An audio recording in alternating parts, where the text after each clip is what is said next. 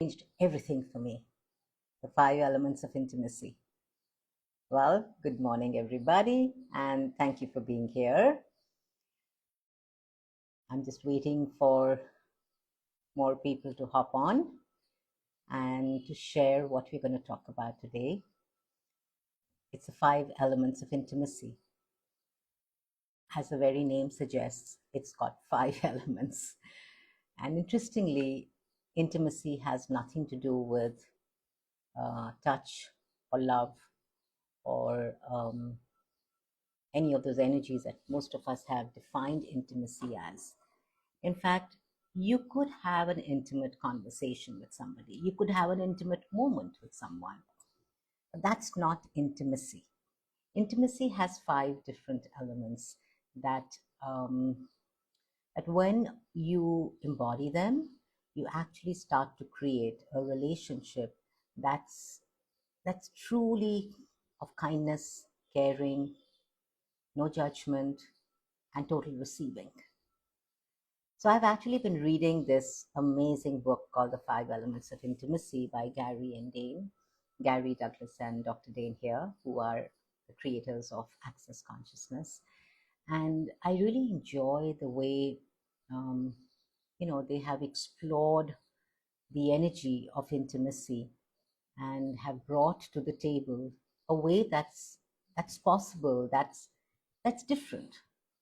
So the first one that you're going to talk about today is honor. So honor is this energy, or where it brings up an energy of, oh, honoring means to respect somebody, or to put someone higher than you, or to look at somebody who's greater than you. But honoring really is where you learn to honor yourself and you learn to honor people around you. When you don't honor yourself, in other words, when you don't okay, so when you judge yourself for what you're choosing, when you judge yourself for what you have chosen in your life, there is no honoring of you. And similarly, when you judge others around you for having chosen something or done something in a certain way, every time that you judge anybody, including yourself, there is no honoring in that. Honoring, so to honor someone is to recognize that they have choice, and what they're choosing is not necessarily against you or for you. It's something that they're choosing that makes their life greater or lesser. It's not personal.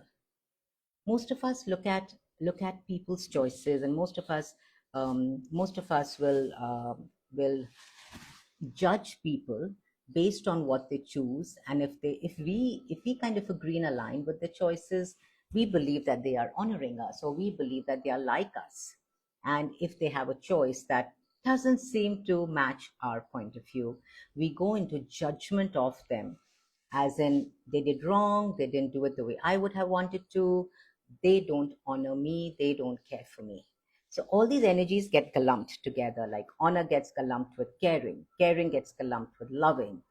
But the beautiful space that you can actually start to be with the 5 elements of intimacy is to look at each energy differently, and to recognize that to honor someone always begins with honoring yourself. You cannot honor someone for their choice if you are in judgment of your own choice. And hi.